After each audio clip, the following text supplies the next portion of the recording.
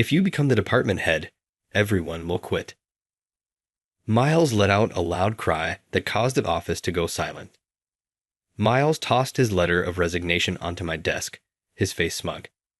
He set an example, and the staff members behind him began throwing their resignation letters one by one, totaling 20. However, they all widened their eyes in surprise as soon as they heard what I had to say. Thank heavens. This is a huge comfort. Miles stood with his mouth open, his face going blank. I smiled calmly as I gently glanced around at their faces. You have to decide what is really important at some point in your life.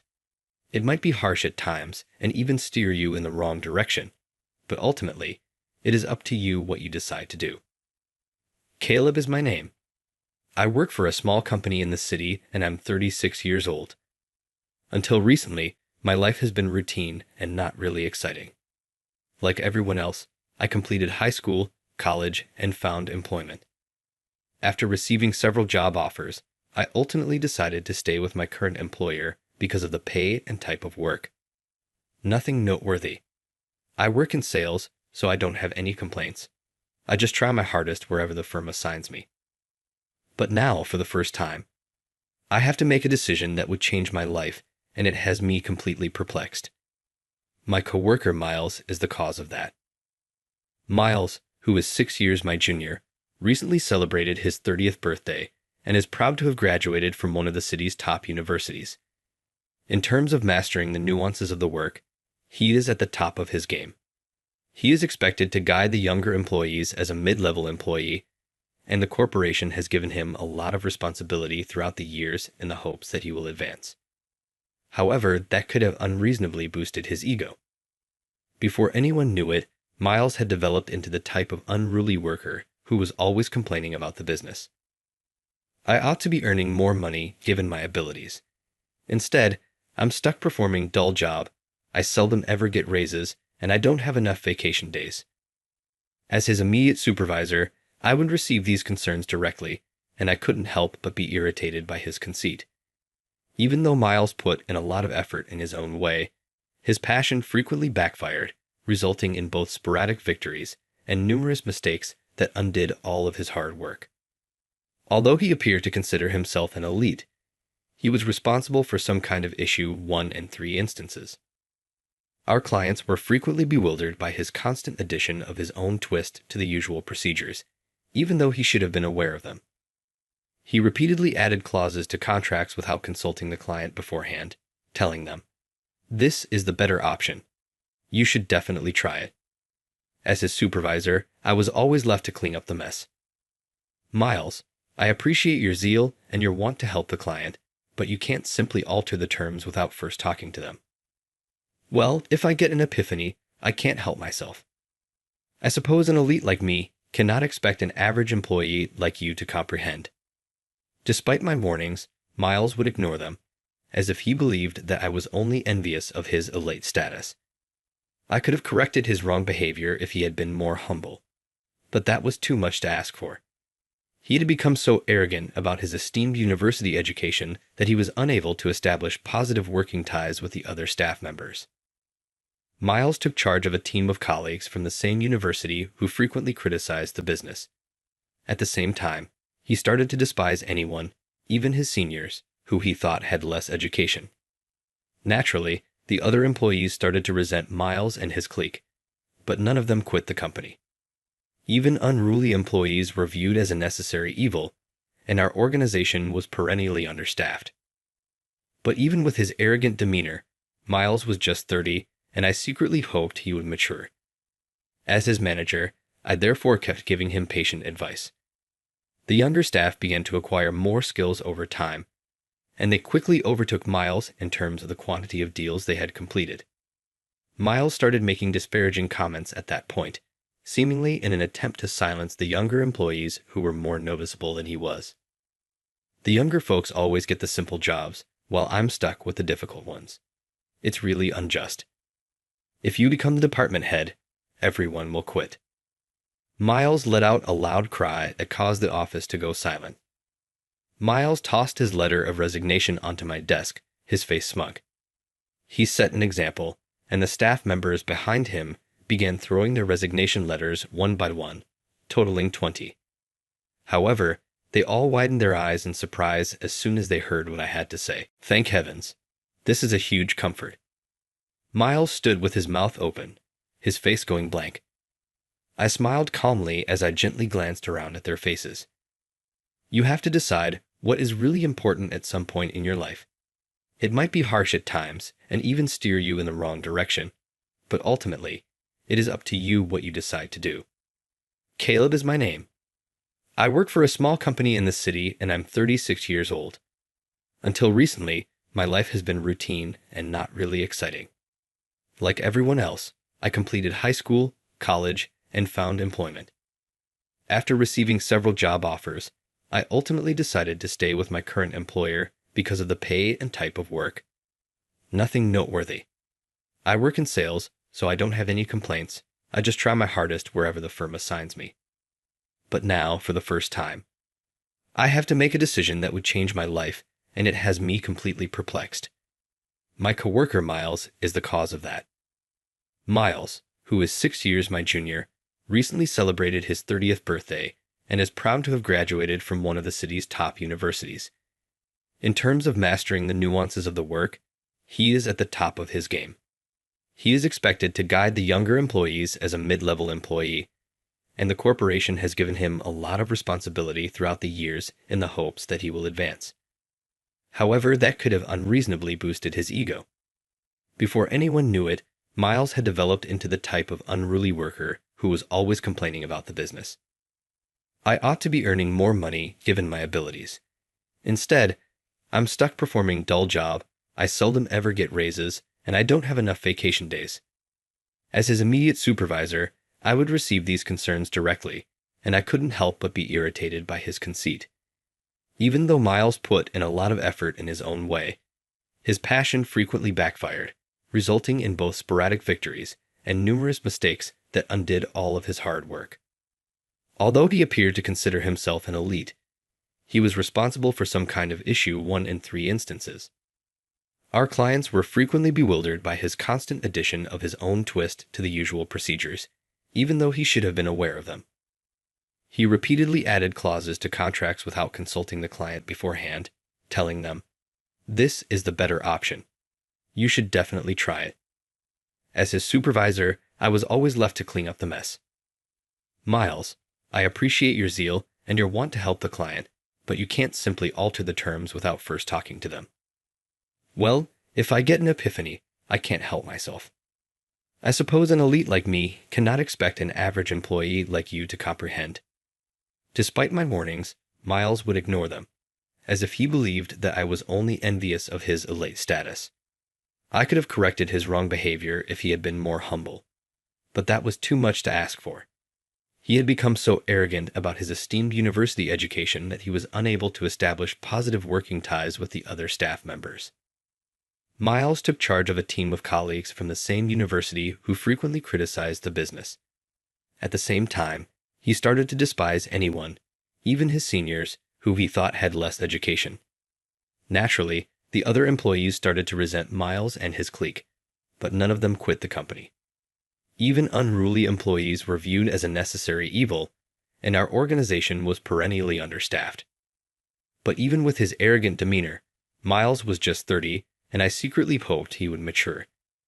As his manager, I therefore kept giving him patient advice. The younger staff began to acquire more skills over time, and they quickly overtook Miles in terms of the quantity of deals they had completed. Miles started making disparaging comments at that point, seemingly in an attempt to silence the younger employees who were more noticeable than he was. The younger folks always get the simple jobs, while I'm stuck with the difficult ones. It's really unjust. He started complaining publicly, and things at work continued to become worse. Despite our staffing shortage, some workers began to express worries that working with Miles was getting harder. He was soon viewed as a problem by the office. Since I was the department manager in charge of managing my team's complaints at the time, I tried my best to control the situation by scheduling meetings with Miles whenever a problem came up. Miles, however, never seemed to believe he was at fault. He would reply, "If you dislike me that much, I can quit any time. even when I gave him stern criticism. My college pals are launching a new business, and they want me to be a co-founder. Miles never took my warning seriously and simply laughed it off, even though I wasn't going to stop him if he truly wanted to quit. Miles seemed to be waiting for me to intervene. I'm fine with quitting, but without me, this company won't function, he said. I had a headache simply thinking about it, because it was true that losing him would be problematic. Even an employee like Miles was better than none at all, because our company was seriously understaffed, and it was difficult to find new hires.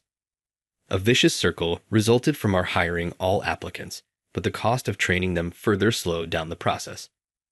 Miles undoubtedly knew I couldn't push back too strongly because he was fully aware of this predicament.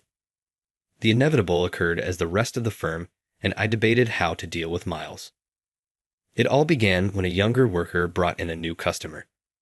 Unlike Miles, this employee was modest and willing to learn from his superiors, despite initially being quiet and meek. Since joining the organization, he has been expanding quickly because of his clients' admiration for his serious work ethic.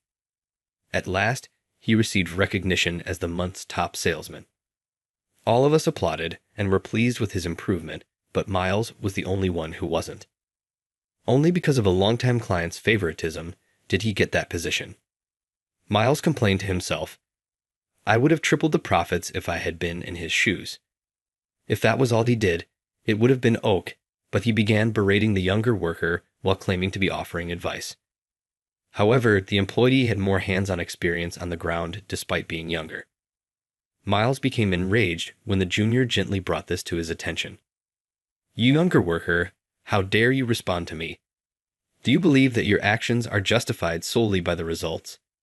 When Miles shouted, the younger worker could only cower in terror. The younger employee eventually quit the company, despite my hasty intervention to break it up. Soon after, it was evident from the company's attitude that everyone wished Miles had resigned rather than the gifted youngster. I went out of my way to guide him, and now it looks like I drove him out, said Miles, incensed, unaware of his part in this. "I'll quit for sure if that's how you're going to treat me." He got in my face and asked, "Are you okay with that?" He did not, however, appear to be altering his behavior. I only became aware of the gravity of the situation after the young employee who showed promise left. Other valuable employees would surely depart if we retained Miles. Miles' resignation was clearly in the best interests of the corporation, yet it was illegal to fire someone without cause. I'd hoped in private that Miles would genuinely step down, but I was stuck. The tipping point then came one day. As part of a corporate restructuring, it was announced that I had been elevated to the position of department head. As previously stated, our organization had a severe staffing shortage, which contributed to my promotion in my 30s. However, Miles' spirit of competition only seemed to be heightened by this news. If Karen can be promoted to department head, then I should be promoted to manager right now. Rumor had it that Miles was grumbling about this among his own gang. The following day, Miles and his team of 20 employees arrived at my desk, confirming my suspicion that disaster was on the horizon. What's all this about? I'll get right to the point. Miles' booming voice reverberated across the office, bringing the room to a halt. Either give us a raise or promote us now. He cast a self-satisfied gaze across the silent room before smugly tossing his letter of resignation onto my desk. "We're all leaving if you're going to be the department head. Unless you agree to our demands immediately, of course." The other staff members started hurling their resignation letters at me as well, as if on cue. They must have believed they were essential to the company's survival. I was astounded by their stupid behavior. I gently picked up the 20 resignation letters, feeling bewildered. Miles smirked as he observed me and remarked mockingly, "If we all quit, you'd be in trouble, wouldn't you? What will you do then? You ought to know the solution if you're intelligent enough to be elevated to department head." "You're correct," I answered. "There would be a major issue if you all left, and I would undoubtedly be held responsible for my managerial abilities." Miles and his company grinned contentedly at my answer, nodding to one another as though they had won. However, they were taken aback by what I said next, their eyes wide with shock. "Thank heavens. This is a huge comfort." Miles was stunned and gaping in shock as he stood there.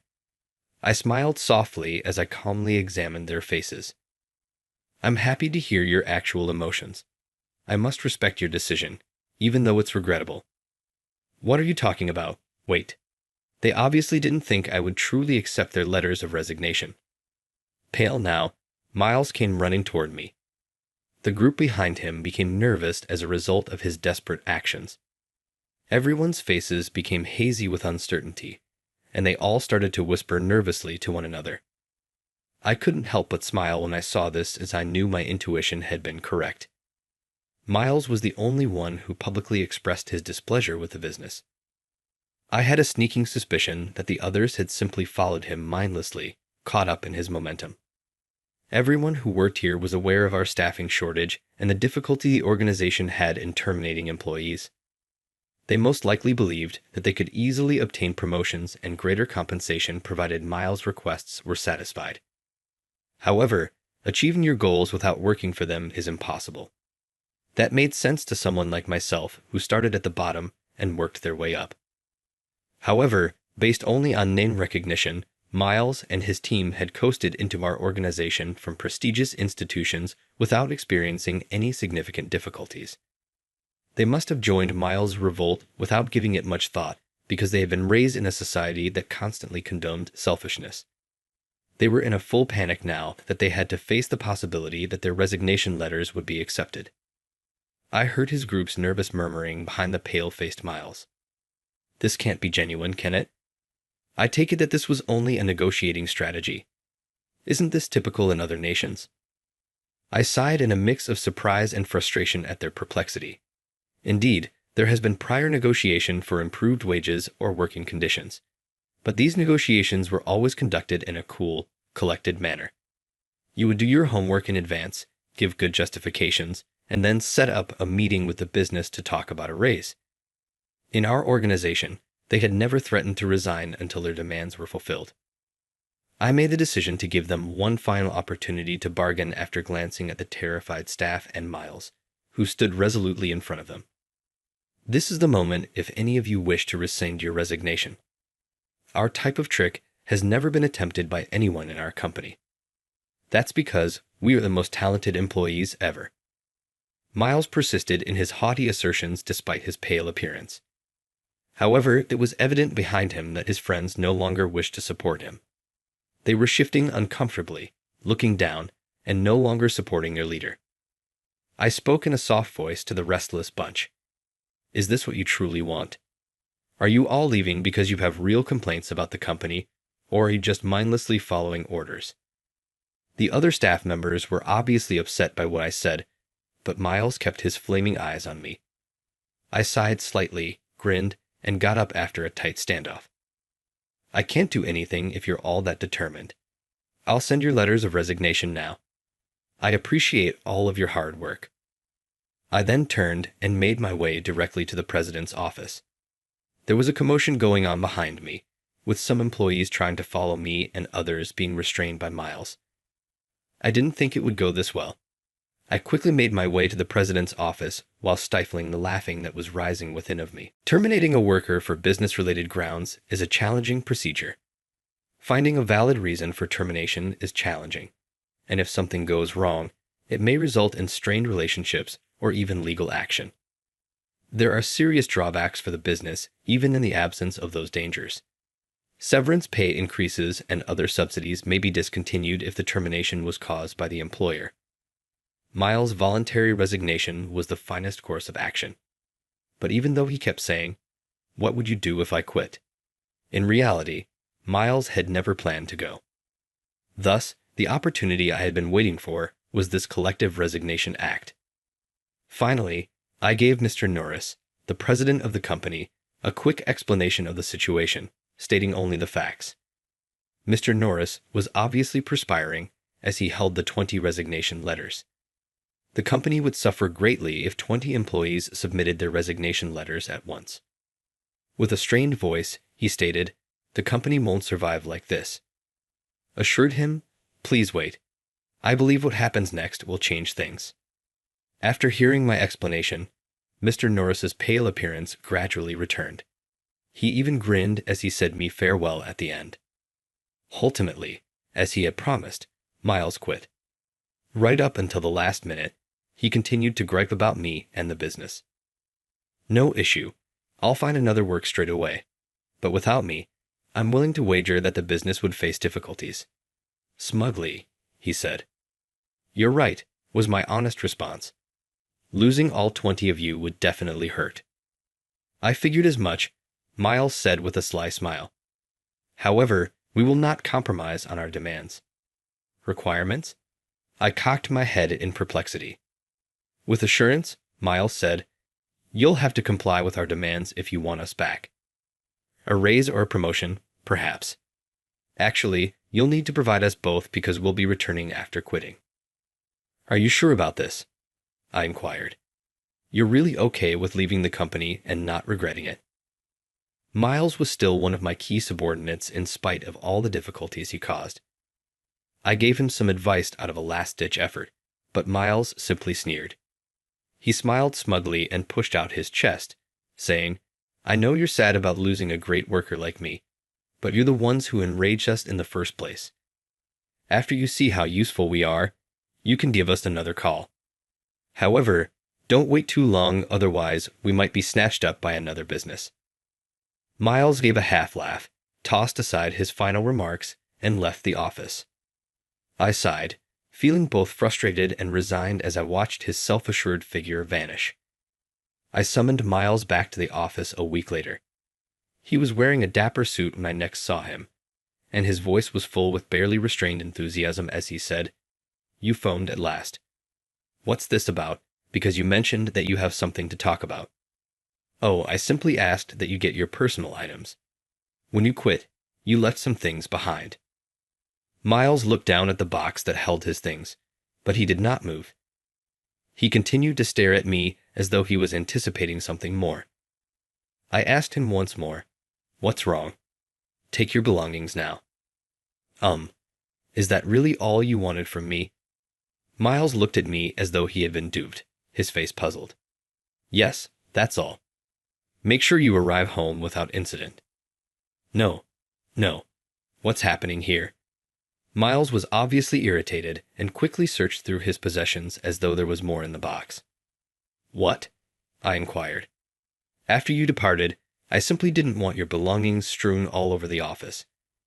It has to be disposed of. I did not intend that. Do you need to discuss something with me? I'd assumed that today would be about hiring me again. I finally recognized that Miles had misinterpreted the situation when he came over to me in horror. After he resigned, Miles apparently thought the business had collapsed, and I had called him back to ask him to take his previous role again. That's what he believed anyway. He must have arrived in a dapper suit, so sure that he would be rehired, it was almost pathetic how much work he put into this misunderstanding. I sternly informed him, No, we are not hiring at this time. We have no intention of rehiring you. How are you able to say that? I will definitely go to another company if you don't hire me again right away. I just need to spread the news, and the other 19 workers will follow suit. As Miles went on his tirade, his face flushed with annoyance. I became aware that he was not listening to me. It was my duty as his former boss to be honest with him, even though he might find it difficult to accept. Listen, Miles, the other 19 employees didn't resign. Miles' eyes widened in surprise as he froze. No, that isn't possible. They all turned in their letters of resignation to me. They all returned and retracted their letters after that. The only person who truly resigned was you. Miles' face became red with rage as soon as he heard my answer. Those guys betrayed me. It's not so much betrayal as it is that they never really intended to quit in the first place, I said. In actuality, 19 of the staff members, aside from you, came sprinting after me with perspiration on their brows a week ago, when I turned in the 20 resignation letters to the president. They all knelt down and pleaded with me to give their letters of resignation back. We sincerely apologize for creating such a commotion. We never truly intended to give up, and we were merely following Miles's example. I immediately turned around and led the 19 employees who appeared utterly embarrassed back to the president's office after witnessing their heartfelt apologies. I requested that Mr. Norris return their letters of resignation. Miles was obviously agitated and kicked his feet in frustration when I told him what was going on. He cried out, "How could they do this to me?" Desperate for approval, he demanded, "But without the most talented person, the company is still in trouble, right?" In actuality, everyone has been doing a great job covering your workload. The team has really become more cohesive, and productivity has even increased. The office has been considerably livelier since Miles stopped moaning and performing poorly all the time. The atmosphere has improved as everyone had become tired of Miles's constant complaining. There is a more collaborative atmosphere in the office, and staff members are supporting one another and covering for errors. Employee productivity increased as the work environment improved and tasks started to go more smoothly. In fact, compared to when Miles was still with us, sales have gone up in the past week. There have also been improvements in my own work. I've completely shifted the time I used to spend on Miles' problems to my real obligations. The entire firm is celebrating after I was able to close the largest contract of the previous year by refocusing on sales. Additionally, the new hires I've been teaching have at last accumulated enough experience to function on their own. They now contribute significantly to the business and put up a lot of effort. Additionally, our aggressive hiring practices have been successful in attracting bright new personnel. Really, you don't need to worry about anything. You may go on and pursue your own interests.